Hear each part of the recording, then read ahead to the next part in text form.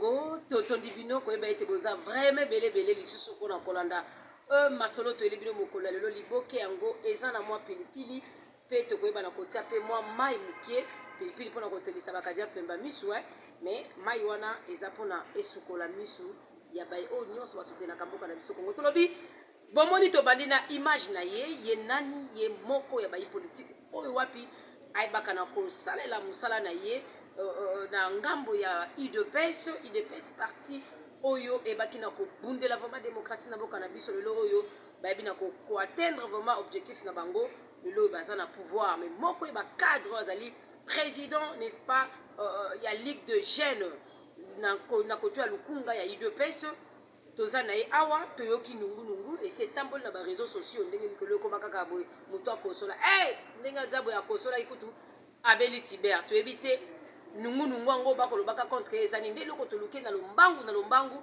kolandisa ma simplicité naye azalaka nao parce que azalaka naye vraiment prêt pour parler aza te oyo bayo balukaka maloba ye maloba ezalaka po azalaki na baargument oyo ezalaka sur mpe certaine tomoni ye moyimboka Didier Bipendo Mbote Dodo Moussao nino tokokaka mpo na balobi ete yo aussi ochange de côté oza lisusu Didier Bipendo politique te okomi Didier Bipendo toyebi te tobenga o nini sex tap wana tokobenga o nini sex bull tokobenga o nini toyebi te yo moko oyebisa na biso mai oyo ekotambolaka baimage tomoni yango na ndenge bato bakokommentaka na bareseau sociaux balobi baimage okomi kobwaka tobayebi te eza nini yebisa na biso tolobaki tokoka kaka na bato komona ndenge tozomona wana te toya koluka yo mpo oyeba na kofungola nano liboke yango éclairé bayimboka Dodo Moussao ozali journaliste nalobaka ntango nyonso ya investigation tala makelela moke esalemi yo oye esika information ezali.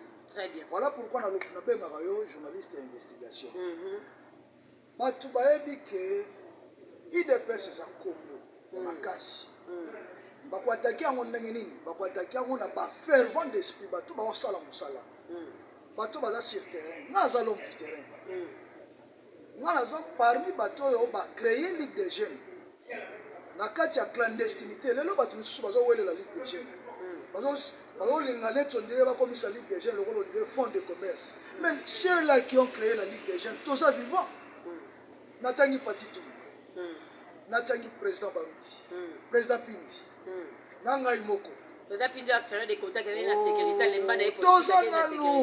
bibliothèques de la Ligue des jeunes, toza na bomo. Na tokufita. Mais obi baron na bino limbisa na tiomo mai moke ope na mo moke. Baron na bino wana na ba Freddy Pindi. Et ça baron moko boelelo fait bino boza la parmi ba ministre. Boza la quand même fierté parce que tout le monde longi to ebi longi bobundela mboka oyo. Metala ba ministre bo limbisa ngai na zolo baka mamo esale maka. Ba osala bo soni bazo fingisa vraiment n'est-ce pas pouvoir na bino, pouvoir oyo ya bino yo pe régime oyo ya président Félix Antoine Tshisekedi Tshilombo oyo aza na volonté aza ko se poumoner tongo moi pokwa butu afin que boke tonga c'est le moment pour ngai na benda matoi na ba bazali ko kamba biso ba privilégier beaucoup plus ce qu'on appelle la méritocratie parce que lorsqu'on privilégie la méritocratie on mona que bato basala mosala malamu maintenant bazo mutu peut-être par rapport ya ba makelele moko asali ba makelele moko par-ci par-là c'est ça le problème avec le fameux ministre oyo zali kotanga biso na baimboka oyo tangi bakombo Freddy Pindi atika na yeme ameteka za ka ministre lo atika koma na yeye sécurité mutu na ngai Baruti Bernard Baruti mitu wana ba mayele wana ba pati tumba ba biso oyo ba référence ya Ligue des jeunes wana na tokufite biso ne tozali na lisolo ya Ligue des jeunes ndenge tobanda yango ndenge tokolisa yango dans la clandestinité s'il vous plaît mais lelo yo makambo ezosalema bayebi ke quand on veut s'attaquer à l'UDPS il faut batala moto lokola Didier Bipendo parce que c'est lui qui est en train de défendre le chef de l'État c'est lui qui est en train de défendre son parti tala eloko nazosala mikolo nakei na interfédéral ezala nango statutaire te nakei kosola bandeko ya Moamba ya Tchangu ya Funa mpe ya biso lukunga de manière à ce que tozala bomoko totambola bomoko cahier de charge moko tokende kotalisa bakonzi ya parti bakonzi na bainstitution lolenge kani jeunesse ezali kosatande na baréalisation na bosenga na ye nde esika badomolo misu bakomi kotala ndenge fo to atake Didier Bipendo Moi, je suis un grand responsable d'une grande famille.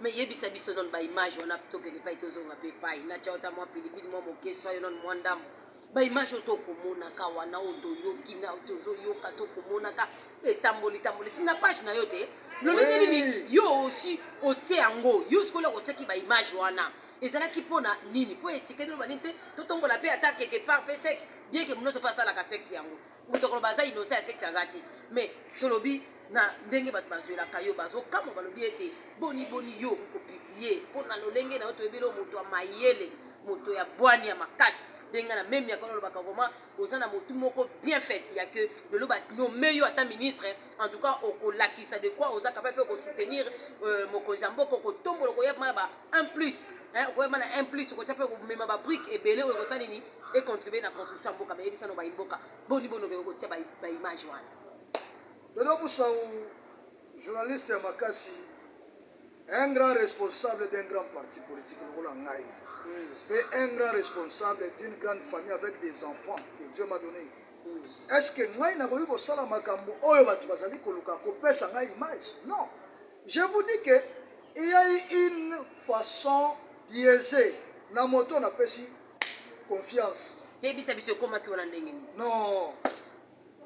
Et comme une page na yo ndenge na statut na yo na téléphone na téléphone na ngai na bisika to chargeaka ba téléphone dans un cyber et à ma grande surprise asangi ngai acha sim na ye na kati ya ba nani asengi yo moninga na yo oyo ngai na pesi confiance voilà un peu bato to pesa confiance lolenge bango batambola kana biso il a cherché l'occasion pour na koyeba que on a détruire mutu oyo ebongi na kota na ba téléphone na ye na kota na ba biloko na ye na tripatie mais ça ce n'est pas une façon d'attaquer un fervent d'esprit et puis eloko ya ndenge wana ekoki kosunga te parce que bato bayebi Didier Bipendu bakoki kopesa crédit na likambo ya modele oyo wana te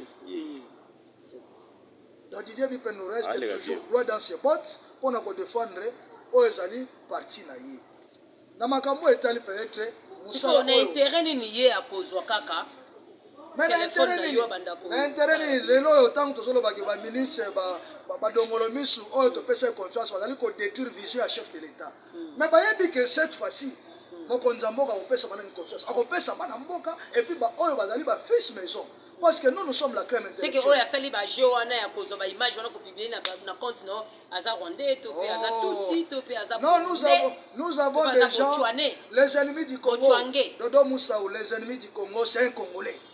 Yoganisi bato bazali ko favoriser ba incursion rwandaise ba incursion ougandaise si ça pour que bande ko na biso ba Congolais. Alors moto asalinga inde mwana il croyait peut-être que nous avons étouffé carrière akanisi nous avons étouffé crème intellectuelle. Non, moi je suis le patron de la crème intellectuelle de Lukunga. Et nous allons faire la promotion de la crème intellectuelle de manière à ce que Bakonzi va comprendre qu'ils doivent faire confiance à la crème intellectuelle qui est à Lukunga. Lukunga regorge une crème permanente de l'intelligence congolaise.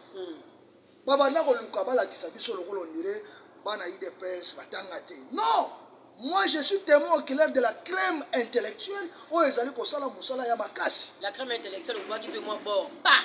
Ok, moi bord, ok, on voit kaki. Dis-moi ça, moi imboka. Bilo bozo ka ba français, wana to benga ngo ba français, ba rouge bordeaux, ba français, ba vert fluo, ba français, ba bleu ciel, bleu de nuit. Hein? Bozo ka ba français, ba rose moko, ba rose de fleurs, ba français zo bimawana, c'est vraiment filtré, hein? Ba français moko balancé, ba français moko, hein? Bien aligné, voilà, voilà, Bozola, Nakaka, Moïboka. Est-ce que tout le monde a vraiment le bon colicolo, vraiment?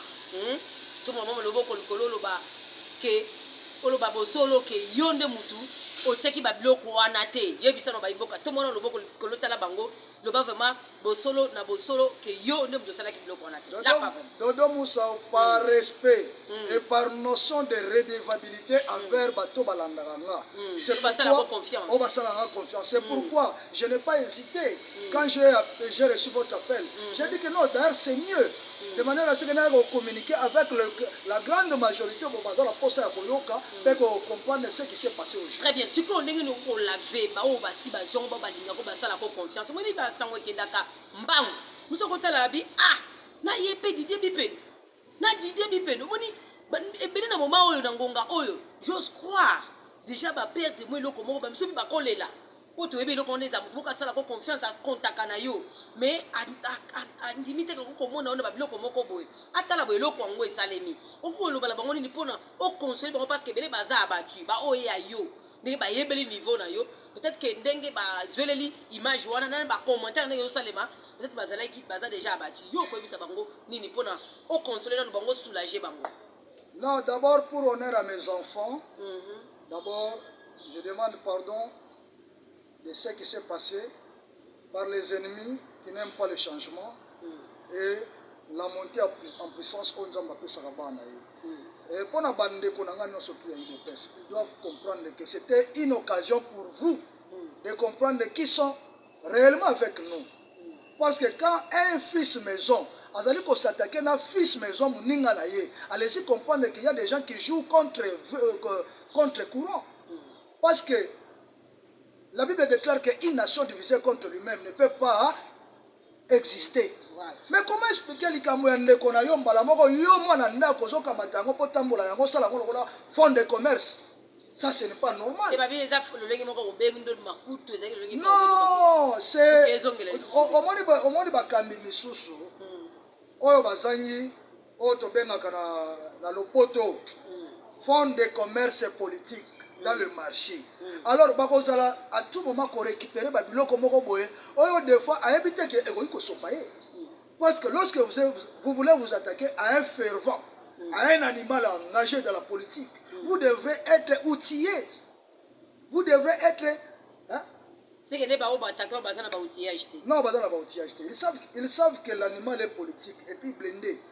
Oh biloko moko bimisi apo tozana ngonga moke to yaki biloko moko ya mbangu ba imboka moni tokovanda vraiment tokosala na émission po na bi jabo zolo bakeno ifa fungola ngo mituna pezali ya ko fungola vraiment to panza teke wana kokela to ko fungola ngo vraiment to lobeleli yango en détail mais tant et ça la biso moi de faut pas to baki to ya kaka po to simba kana no eloko wana to yeba boni o publier yango ba imboka to komi ko sukisa na moi Congo mon Congolais à Tongo, mon politique Didier Bipendou, nous avons rappelé que Azali, président, il y a Ligue de Jeunes Lukunga, il y a eu deux pays. Hein? Oui. Mais bah, le fait qu'on a ce sont des gens que nous avons recrutés. C'est ça la vérité. Pas reconnaître que c'est nous. Mais balobi bino moko boya na slogan que leader peut ezali pyramide renversée. Mais c'est ngeli baza na seba attaquer bino boya Dodo Moussa, je te mets à défi la grande majorité de la jeunesse de l'IDPS a opté pour la Didier Bipeni parce que vous avez vu que c'est le fervent d'esprit. C'est l'animal politique engagé. C'est une crème intellectuelle, c'est une touche. Mais on dirait bobundisa comme des ming na IDPS muto azana. Voilà. Azana moi bagage muto azana. Et l'autre, donc, muto aza étoile, on dirait, yende bo sataka kana e mingi to ezalaka vraiment nini. Eza mode ya opération oyo bato misusu to recrutaki na 2018 tangu tozi na maponami. Bato to recrutaki baye na mode ya opération ya ba kamikaze, c'est-à-dire baba na ko attaquer ba élite intellectuelle nyonso to au sein du parti. C'est n'est-ce pas qu'ils apprennent pour fragiliser parti? Mais nous n'allons pas le laisser le champ libre.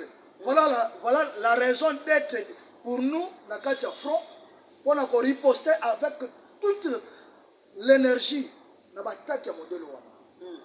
mais to comme limbisanga naza un peu monté oui nazo comprendre yo ba imboka bomoni na eko zo vraiment à chaud to ba kabisi to la kabino biloko ezobele ezotoka toka hein o etoki vraiment malamu to kotaka vraiment partout hein to baka atana tukutuku to yaka so ba bi place wana tukutuku pe kotaka te to kotambola ni makolo to la taka ba bot to tambola donc soki likambo ezali kuna ezosenga bobenga biso même ba nyonso ya biso émission ya loba bakoyoka bobenga biso to koya to biso to kolanda bino partout déjà de retour moto ezopela na émission na bino loba bakoyoka na Congo 24 télévision tolobi de retour à moto donc oyo kosala erreur tobi moto à volcan ekotumbaye oyo kongacha ta musapi moto à volcan ekoza nyonso leboko mbekei to loba osukisa mpona bandeko biso toza concentré na mosala oyo tozali kosala na kati ya interfédéral napesi la présidente Simone Kizoto Mbote